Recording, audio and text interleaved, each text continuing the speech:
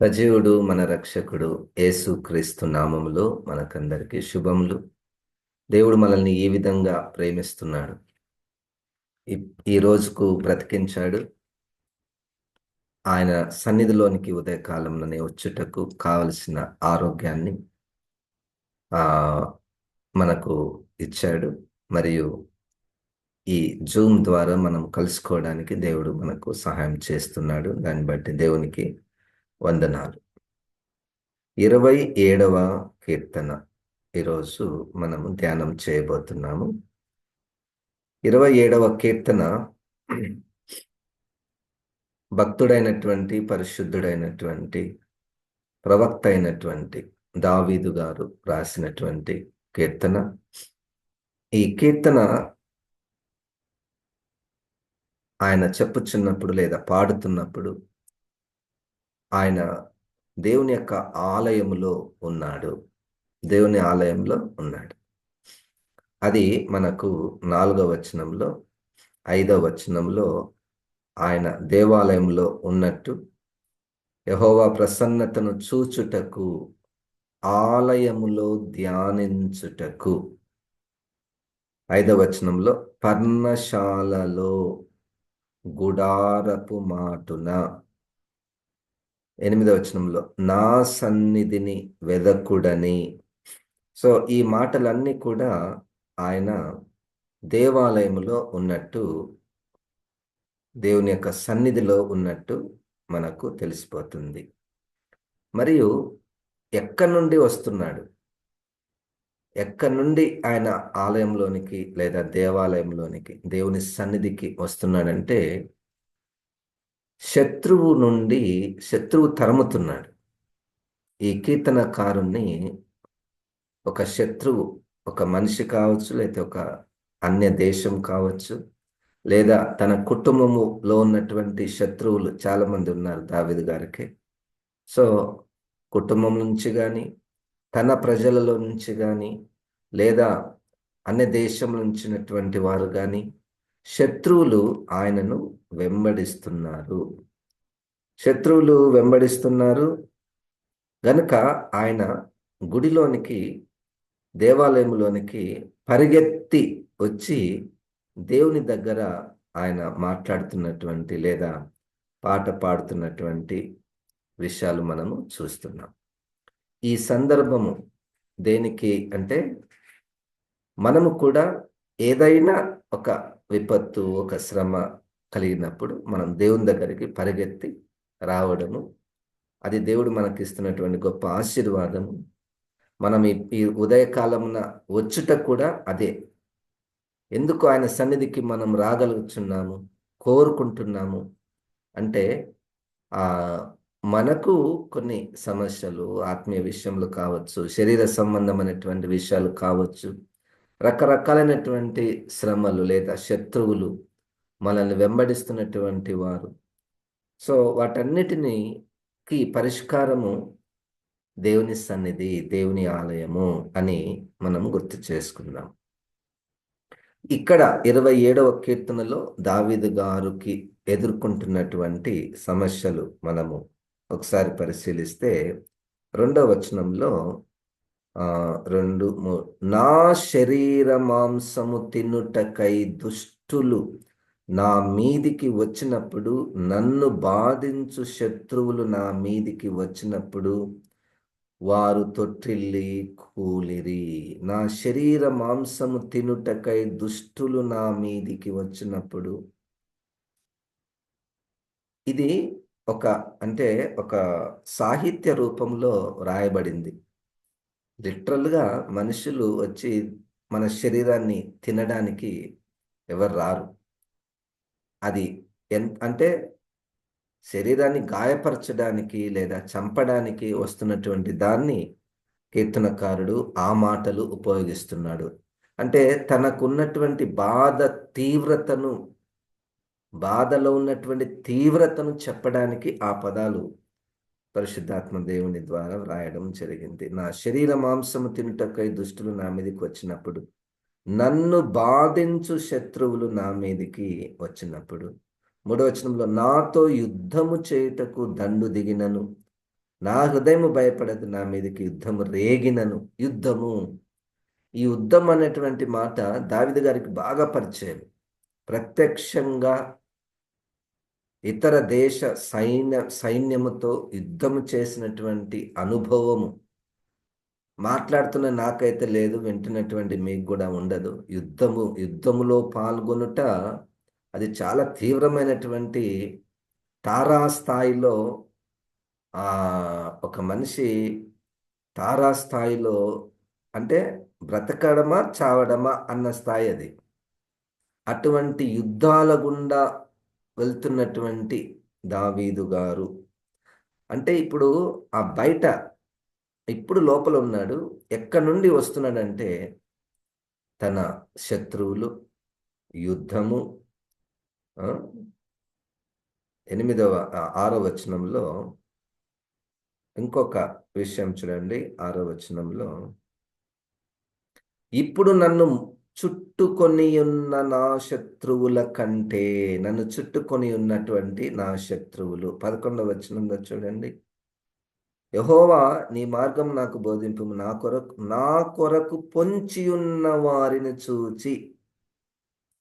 చుట్టుకున్నటువంటి వారు, పొంచి ఉన్నవారు అంటే అర్థమైందంటే ఎప్పుడు అవకాశము దొరికితే వీరి మీద పడి వీరిని హాని చేద్దామా, ఎప్పుడు అవకాశం దొరికితే వీరిని ఇబ్బంది పెడదామా అన్నటువంటి అనుభవము దావీదు గారికి అయితే ఉన్నది. మనం అనుకుంటాం దావీదు గారు అంటేనే పెద్ద రాజు, గొప్పవాడు, బలం గలవాడు, ఎంతో భక్తిపరుడు. అటువంటి వ్యక్తికి ఇన్ని శ్రమలు, శత్రువులు చుట్టుకొనుట, పొంచి ఉన్నటువంటి వారు, యుద్ధానికి వస్తున్నటువంటి వారు, తనను చంపాలని ప్రయత్నం చేస్తున్నటువంటి వారు, నాకు తెలిసి తనకు అనుభవిస్తున్నటువంటి శ్రమలతో పోలిస్తే మనకు అటువంటివి లేకపోయిండొచ్చు. 12వ వచనంలో, అబద్ధ సాక్షులను క్రూరత్వము వెళ్ళగక్కువారును నా మీదికి లేచి ఉన్నారు, నా విరోధుల ఇచ్చకు నన్ను అప్పగింపకుము. అబద్ధ సాక్ష్యము పలికేవారు మన పట్ల ఎంతో మంది, అటువంటి అనుభవాలు, ఇక్కడ ఉన్నటువంటి అనుభవాలు మాత్రమే కాక మనకు వ్యక్తిగతంగా, కుటుంబముగా రకరకాలైనటువంటి శత్రువులు మనల్ని ఇబ్బంది పెట్టేవారు ఉన్నారు. ఆ సమయంలో ఒక కీర్తనకారుడు, దేవుని భక్తుడు యొక్క ప్రతిస్పందన దేవుని ఆలయంలోనికి పరిగెత్తి రావడము.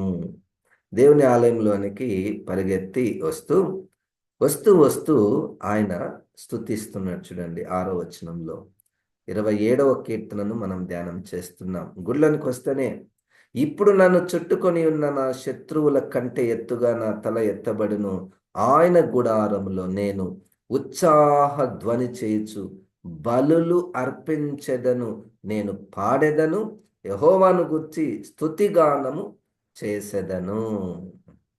బలులు దహన బలులు స్తుతికి ఒక గుర్తు. బలులు అర్పించుచు, ఉత్సాహధ్వని చేయొచ్చు, పాడుచు నేను దేవుణ్ణి స్తుతిస్తాను, స్తుతి చేస్తాను.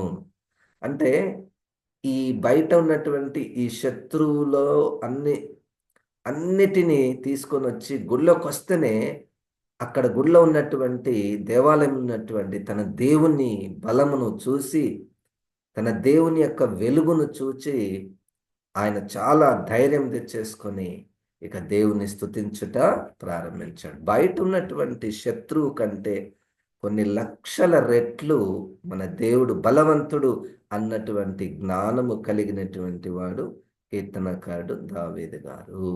మనము కూడా మన శత్రువు కంటే మనం నమ్ముకున్నటువంటి దేవుడు చాలా చాలా చాలా గొప్పవాడు. మనలో ఉన్నటువంటి వాడు చాలా గొప్పవాడు. దేవునికి స్తోత్రం. అప్పుడు ఆయన ఎంత మంచి ప్రార్థన చేస్తున్నాడో చూడండి. ఆలయంలో మనము స్తుతించడానికి వస్తాము, ప్రార్థించడానికి కూడా వస్తాము. ఆయన ప్రార్థనలు మనము గమనిస్తే 4వ వచనంలో, 27వ కీర్తన 4వ వచనంలో, యెహోవా యొద్ద ఒక్క వరం అడిగి తిని దానిని నేను వెదకుచున్నాను, యెహోవా ప్రసన్నతను చూచుటకును ఆయన ఆలయములో ధ్యానించుటకును నా జీవిత కాలమంతయు నేను యెహోవా మందిరములో నివసింప గోరుచున్నాను, ఇష్టపడుచున్నాను. నా ప్రార్థన, నాకు ఇష్టమైనటువంటి ప్రార్థన. ఈ వచనాన్ని మనము మన హృదయంలో రాసుకోవచ్చు. ఈ వరాన్ని మనం దేవుని దగ్గర మనము అడగవచ్చు. చాలామంది దేవుని దగ్గర చాలా రకాలైనటువంటి వరాలు అడుగుతూ ఉంటారు. అది వాళ్ళు తీవ్రంగా కావాలని బాగా దేవుని దగ్గర పోరాడుతూ ఉంటారు. దానికంటే ముందు అవి కూడా ప్రార్థన చేయండి. దానికంటే ముందు ఒక్క వరము నేను ఒకటి అడుగుచున్నాను. అదేంటంటే, నీ ప్రసన్నతను చూచుటకు నీ ఆలయములో ధ్యానము చేయుటకు. రెండొకటే. ధ్యానము చేయుట. ధ్యానము చేయుట అంటే యేసుక్రీస్తుని తలపోసుకొనుట. అంటే ఆయనను గూర్చి తీవ్రముగా ఆలోచన చేయుట. ఆయన చేసిన కార్యములను మరలా మరలా గుర్తు చేసుకొనుట. చేస్తూ చేస్తూ ఉంటే, ధ్యానం చేస్తూ చేస్తూ ఉంటే ఆయన ముఖ దర్శనమును మనము చూడగలము. దేవునికి స్తోత్రం. చాలా కాలం కిందట నేను ఒక వేరే స్టేట్‌లో ఉన్నప్పుడు ఒక గుడికెళ్ళాను నేను. చర్చికి వెళ్ళాను. చర్చికి వెళ్తే పైన పెద్ద హాల్ ఉంది. అందరూ కూర్చున్నారు. సైలెంట్‌గా ఉన్నారు. నేను గూడా పోయి కూర్చున్నా. 10 నిమిషాలైంది, 15 నిమిషాలైంది. ఎవ్వరు రావడం లేదు. ఒక పాట పాడడం లేదు. ప్రార్థన చేసుకోవడం లేదు. ఎవరైనా పాస్టర్ గారు వస్తారంటే ఎవ్వరు రావడం లేదు.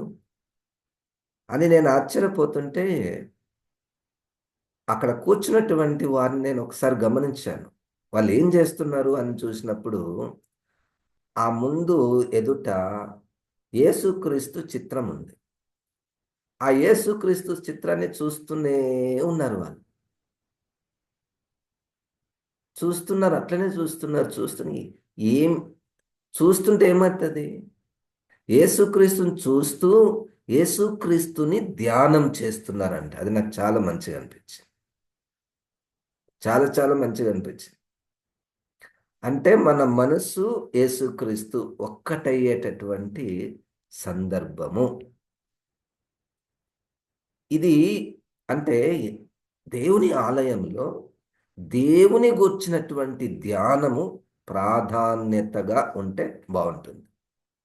వాక్యము గూడా అంతే. వాక్యమును మనం ధ్యానం చేస్తున్నామంటే దేవుని గూర్చినటువంటి విషయాలను మనము తలపోసుకుంటున్నాము. జ్ఞాపకము తెచ్చుకుంటున్నాము. ఆయన మాటలు, ఆయన జీవితమును మనము గుర్తు చేసుకుంటున్నాము. ధ్యానము చేస్తున్నాము. దేవుని సన్నిధిలో, దేవుని సన్నిధిలో ఎక్కువ భాగము ఆయనను గూర్చినటువంటి ధ్యానము. ఇది బావుంటది. మనకు డిస్ట్రాక్షన్స్ పెట్టుకోకూడదు.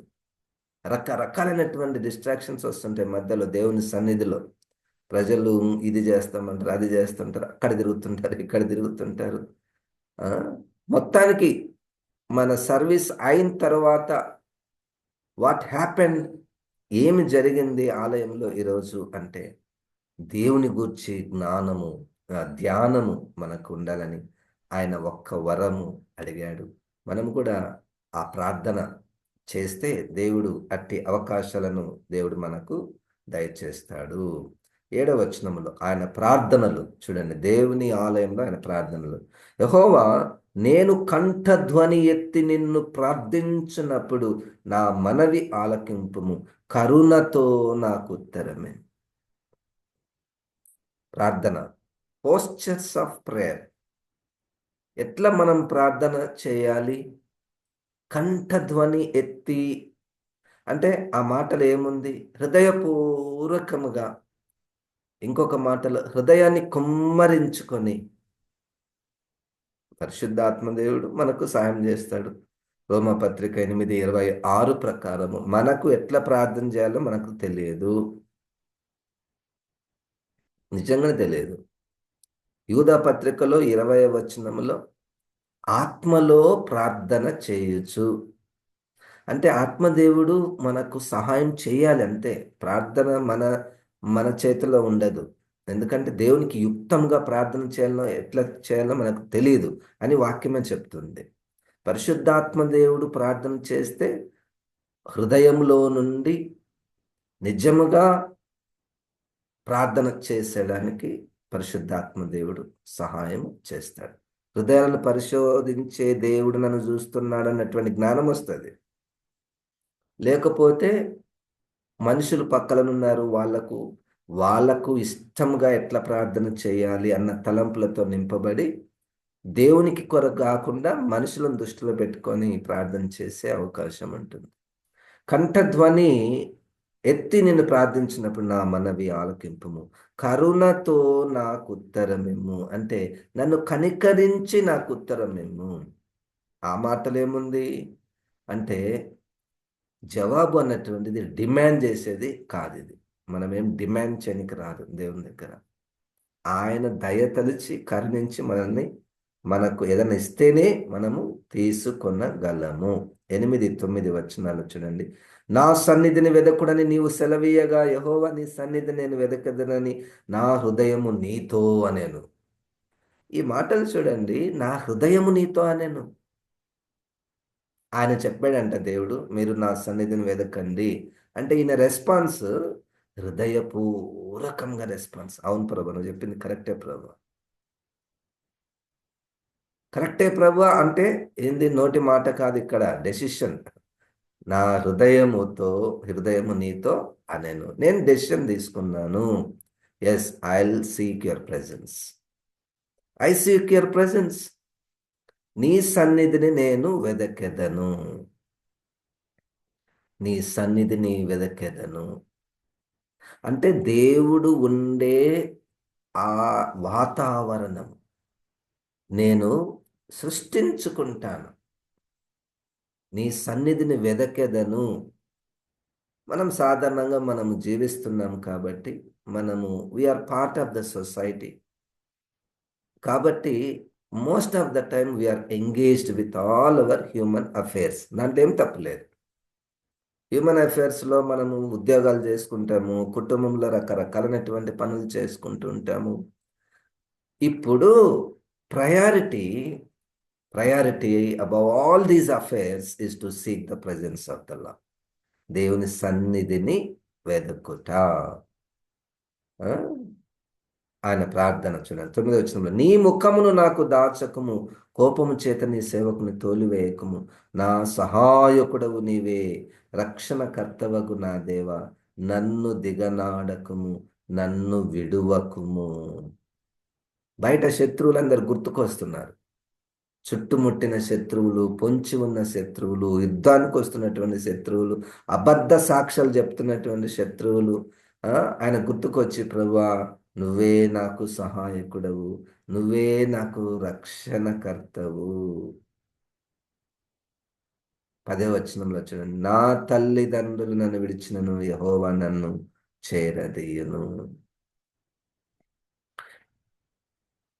11వ వచనంలో ఆయన ప్రార్థన, యెహోవా నీ మార్గమును నాకు బోధింపుము, నా కొరకు పొంచిన వారిని చూచి సరళమైన మార్గమును నన్ను నడిపింపు. మనం ఇంతకుముందు కీర్తనలో కూడా ఆయన అదే అడుగుతున్నాడు కీర్తనకాడు, నీ మార్గమును నాకు బోధింపుము. ఇది చాలా మంచి ప్రార్థన, మంచి ప్రార్థన. నీ మార్గమును నాకు బోధింపుము. మనం నడుస్తున్న మార్గము ఇప్పుడు బాగానే ఉంది కదా, మళ్ళీ ఇది ప్రార్థన ఎందుకు? చాలాసార్లు మనకు ఏదైతే మంచిగా కనబడుతుందో, ఏదైతే బాగానే ఉందని అనుకుంటున్నామో, ఆ నిజమైనటువంటి దేవుని మార్గం తెలిసినప్పుడు ఇప్పుడున్నటువంటి మార్గం యొక్క సమస్య తెలిసిపోతుంది. నీ మార్గమును నాకు బోధింపుము. నీ మార్గము, ఒక్కటే మాటలో ఆ మార్గం ఏంటి అంటే యోహాను సువార్త 14:6, యేసు క్రీస్తు నేనే మార్గము. అంటే మన ప్రార్థన ఏం తెలుసా అండి? ఇప్పుడు యేసుక్రీస్తు ప్రభువా నిన్ను గూర్చి నాకు బయలుపరచు. నిన్ను గూర్చి నాకు బయలుపరచుము. చూడండి, మనకందరికీ యేసుప్రభు గురించి బుద్ధిపూర్వకమైనటువంటి జ్ఞానం ఉంది. బైబిల్‌లో ఉంది కదా చరిత్ర. ఎక్కడ పుట్టాడు, ఎట్లా పెరిగాడు, ఏం బోధించాడు, ఇవన్నీ సమాచారం. ఈ సమాచారం అంతా మనం చదివాము, లేదా బోధించాము, లేదా విన్నాము కాబట్టి మనకు తెలుసు. కానీ ఇప్పుడు అది కాదు తెలిసేది, మాట్లాడుకునేది. నాకు ప్రత్యక్షపరచు. యేసుక్రీస్తుని గూర్చినటువంటి అనుభవ జ్ఞానము. ఈ యూ హావ్ టు క్వాలిఫై జ్ఞానము విత్ ద అనుభవము. అది దేవుడిచ్చేదే. అది దేవుడు మనల్ని కనికరిస్తే యేసు ప్రభుని గూర్చినటువంటి అనుభవ జ్ఞానము ఆయన మార్గము అయి ఉన్నది. ఈ విధంగా ఆయన ప్రార్థన చేస్తూ ఎవరికి ప్రార్థన చేస్తున్నాడో ఆయన మీద ఈయనకు ఎంత నమ్మకం చూడండి. ఎవరికి ప్రార్థన? నా దేవుని దగ్గరికి వచ్చాను. ఆయన ఎటువంటి వాడు? ఆయన మీద చూడండి 1వ వచనంలో 27వ కీర్తనను మనం ధ్యానం చేస్తున్నాము. యెహోవా నాకు వెలుగును రక్ష రక్షణ రక్షణయు నయున్నాడు. నేను ఎవరికి భయపడుదును? యెహోవా నా ప్రాణ దుర్గము, ఎవరికి వెరుతును? భయపెట్టించేవాళ్ళు రకరకాలుగా నా నా జీవితంలో, నీ జీవితంలో, నీ కుటుంబానికి భయము పెట్టే పరిస్థితి ఏదైనా ఉంటే, నీవు నేను నమ్ముకున్నటువంటి యేసుక్రీస్తు మనకు వెలుగును రక్షణయై ఉన్నాడు. ప్రాణదుర్గము. ప్రాణదుర్గం అంటే ఏం తెలుసా అండి? నా ప్రాణానికి ఒక దుర్గము అంటే ఒక పెద్ద గోడ, కోట గోడ అంటారు కదండి. కోట గోడ. శత్రువు నా ప్రాణాన్ని ముట్టకుండా ఆయన ఒక దుర్గాన్ని నిర్మిస్తాడు. ఆ దుర్గమే ఆయనన. ఇప్పుడు ఎవరైనా శత్రువు వస్తే మనకంటే ముందు మనం పిల్లలము, ఎవరైనా కొట్టడానికి వస్తే తల్లిదండ్రులు ఉన్నారనుకోండి మన ముందు, మనకెంత ధైర్యం అండి కదా. ఇప్పుడు ఈయన ఎట్లా నిలబడ్డాడంటే ఆయన ముందు నిలబడ్డాడు. యేసుక్రీస్తు ముందు నిలబడ్డాడు, మనం ఆయన అనుకున్నాం. ఆయన నా ప్రాణ దుర్గం. ఏ శత్రువు ఏమి చేయగలడు? భయపెట్టిస్తారు అంతే. భయపెట్టిస్తారు. మన వెలుగు, రక్షణ యేసుక్రీస్తు అయ్యున్నాడు. నమ్మకం. కీర్తనకారునికి తన దేవుని యందు అంత నమ్మకం. 5వ వచనంలో ఆపత్కాలమున ఆయన తన పర్ణశాలలో నన్ను దాచును, తన గుడారపు మాటున నన్ను దాచును, ఆశ్రయ దుర్గము మీద ఆయన నన్ను ఎక్కించును. దాచును అంటే అర్థమైంది, శత్రువు నుండి దాచును, భయము నుండి, కలవరము నుండి దాచును. ఆపత్కాలమున పర్ణశాలలో గుడారము మాటున ఆయన నన్ను దాచును. ఆయన నాకు ప్రాణదుర్గముగా ఉండును. దేవుని గూర్చి దేవుడు నా పట్ల ఎటువంటి వాడు? 9వ వచనంలో 27వ కీర్తనను ధ్యానం చేస్తున్నాము. నీ ముఖమును నాకు దాచకము, కోపము చేత నీ సేవకును తోలివేయకము. నా సహాయుడవు నీవే, రక్షణకర్తవగు నా దేవా, నన్ను దిగనాడకము, నన్ను విడువకము. నాకు సహాయము నీవే. దేవుడే మనకు సహాయము. 13, 14 వచనాలలో 23వ 27వ కీర్తన మనం ధ్యానం చేస్తున్నాం. సజీవుల దేశమున నేను యెహోవా దయను పొందుదునన్న నమ్మకము నాకు లేని ఎడల నేనేమవుదును? సజీవుల దేశములో యెహోవా దయను నేను పొందుకుంటాను అనే గట్టి నమ్మకం ఉంది. ఆ నమ్మకం లేకపోతే ఏమైపోతాను? ఆ నమ్మకం లేకపోతే శత్రువులు నన్ను చుట్టుముట్టేసి నన్ను ఏమైనా చేస్తారు. నాకొక నమ్మకం ఉందండి, పర్మనెంట్ నమ్మకము. నేను దేవుని దయ పొందుతాను. ఎందుకంటే నాకు ఒకటే ఒక వరం ఉంది. నేను ఆయన సన్నిధి వెతుకుచున్నాను. నేను ఆయనని ధ్యానం చేస్తున్నాను. నాకు నువ్వే దిక్కు, నాకు నువ్వే సహాయకుడవు. ఇంత మనసుతో, ఇంత హృదయపూర్వకంగా నేను నీ దగ్గరికి వస్తున్నాను కదా, నా పట్ల దయ తప్పకుండా దేవుడు చూపిస్తాడు అన్న ధైర్యము ఈ కీర్తనకారునికి ఉన్నట్టు మనం చూస్తున్నాం. 14వ వచనంలో, యెహోవా కొరకు కనిపెట్టుకొని ఉండుము, ధైర్యం తెచ్చుకొని నీ హృదయంను నిబ్బరంగా నుంచుకొనుము. యెహోవా కొరకు కనిపెట్టుకొని ఉండుము. తన్ను తాను చెప్పుకుంటున్నాడు. ఇంకా యెహోవా కొరకు కనిపెట్టుకొని ధైర్యం తెచ్చుకొని నీ హృదయంను నిబ్బరంగంగా ఉంచుకొనుము. నువ్వు ఎక్కడికి వచ్చావు? దేవుని గుడారం దగ్గరికి వచ్చేసావు. ఆయన నిన్ను దాచేస్తాడు. నీ నా ప్రాణ దుర్గమైనటువంటి యేసుక్రీస్తు దగ్గరికి నేను వచ్చాను. చూడండి, పాఠం ఏంటంటే ఈరోజు ప్రతి ఒక్కరు కూడా శత్రువు ఏదో ఒక రూపంలో, శరీర రూపంలో లేదా మానసికంగా లేదా ఈ అంధకార సంబంధమైన దురాత్మల శత్రువులతో రకరకాలుగా మనల్ని, అంటే క్రీస్తును అంగీకరించిన వారిని, క్రీస్తు మార్గంలో నడుచుటకు ఇష్టపడేటటువంటి వారిని వెంబడించే శత్రువులు ప్రతి ఒక్కరికి ఉన్నారు. అయితే రండి, పరిగెత్తిపోదాము, పరిగెత్తిపోదాము, దేవుని సన్నిధికి పరిగెత్తుకు వెళ్దాము, ఆయన ముఖ దర్శనమును చూద్దాం, ధ్యానం చేద్దాము. ఇది పాయింట్.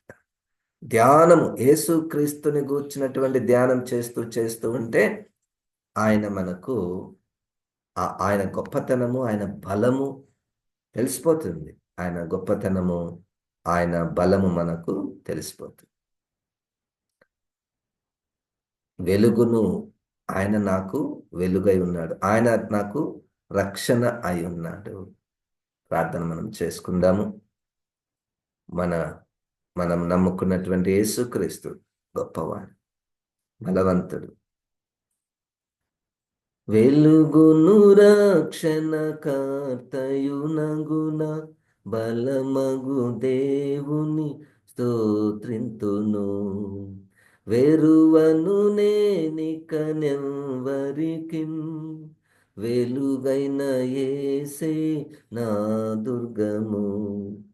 అగాధ చీకటి జలముల నుండి అఖండమైన వెలుగు సృజించిన, యుగ యుగంబులా నేలెడి ప్రభువు యఘముల బాపి నన్ను వెలిగించును. యుగ యుగంబులా నేలెడి ప్రభువు యఘముల బాపి నన్ను వెలిగించును. వెలుగును రక్షణ కర్తయునగున బలమగు దేవుని స్తోత్రింతును. నా దీపమును వెలిగించు ప్రభువే, నా దరి చీకటిని వెలుగుగా మార్చును. నా దోషములెల్లను తన కాంతిలో నాదరముగా కడిగి రక్షించును. నా దీపమును వెలిగించు ప్రభువే, నా దరి చీకటిన్ వెలుగుగా మార్చును. నా దోషములెల్లను తన కాంతిలో నాదరముగా కడిగి రక్షించును. తల్లిదండ్రులు విడిచిన గాని, యుల్లము భీతిని భయమొందినను, ఎల్ల ప్రజలు నన్ను ద్వేషించినను, ఎడబాయడు నా ప్రియుడగు యేసు. తల్లిదండ్రులు విడచిన గాని, యుల్లము భీతిని భయమొందినను, ఎల్ల ప్రజలు నన్ను ద్వేషించినను, ఎడబాయడు నా ప్రియుడగు యేసు. వెలుగును రక్షణ కర్తయునగున బలమగు దేవుని స్తోత్రింతును. వెరువను నేనికనెవ్వరికిన్, వెలుగైన యేసే నా దుర్గము. యేసుక్రీస్తు ప్రభువా, మాకు వెలుగై ఉన్నటువంటి వాడవు, బలమైనటువంటి వాడవు, మా ప్రాణములకు దుర్గమైనటువంటి వాడవు. శత్రువులకు నైనా మేము ఏల భయపడదుము ప్రభువా. నీవు మాకుండగా ప్రభువా, మా మమ్మల్ని నాయన నువ్వు కనికరించినటువంటి వాడవు ప్రభువా. నీ సన్నిధిలోనికి నడిపించినటువంటి వాడవు ప్రభువా. నీవే వెలుగై ఉన్నటువంటి వాడవు ప్రభువా. నువ్వే మాకు బలమైనటువంటి వాడవు ప్రభా.